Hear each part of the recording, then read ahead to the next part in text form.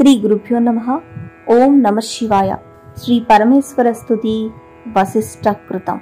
లింగమూర్తిం శివం స్తుత్వా గాయత్ర్యా యోగమాప్తవాన్ నిర్వాణం పరమం బ్రహ్మ వసిష్ఠోన్యశ్చ శంకరాత్. నమః కనకలింగాయ వేదలింగాయ వై నమః. నమః పరమలింగాయ వ్యోమలింగాయ వై నమః. నమః సహస్రలింగాయ వహ్నిలింగాయ వై నమః. నమః పురాణలింగాయ శృతిలింగాయ వై నమః. నమః పాతాళలింగాయ బ్రహ్మలింగాయ వై నమః. నమో రహస్యలింగాయ సప్తద్వీపోర్ధ్వలింగినే. నమః సర్వాత్మలింగాయ సర్వలోకాంగలింగినే. సమస్తవ్యక్తలింగాయ బుద్ధిలింగాయ వై నమః. నమోహంకారలింగాయ భూతలింగాయ వై నమః.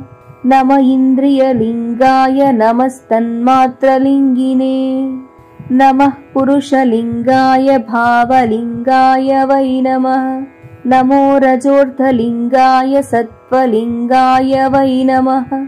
నమస్తే భవలింగాయ నమస్త్రైగుణ్యలింగినే. నమో నాగతలింగాయ తేజోలింగాయ వై నమః. నమో వాయూర్ధ్వలింగాయ శృతిలింగాయ వై నమః. నమస్తే ధర్వలింగాయ సామలింగాయ వై నమః. నమో యజ్ఞాంగలింగాయ యజ్ఞలింగాయ వై నమః. నమస్తే తత్వలింగాయ దేవానుగతలింగినే. దిశనః పరమం యోగమపత్యం మత్సమం తథా. బ్రహ్మ చైవాక్షయం దేవసమం చైవ పరం విభో. అక్షయత్వం చ వంశస్య ధర్మే చ మతిమక్షయాం.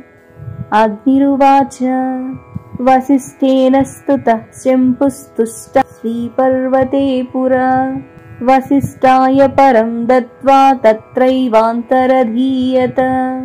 ఇత్యాగ్నే మహాపురాణే సప్తదశాధికద్విశతతమోऽధ్యాये వసిష్ఠకృత పరమేశ్వర స్తుతి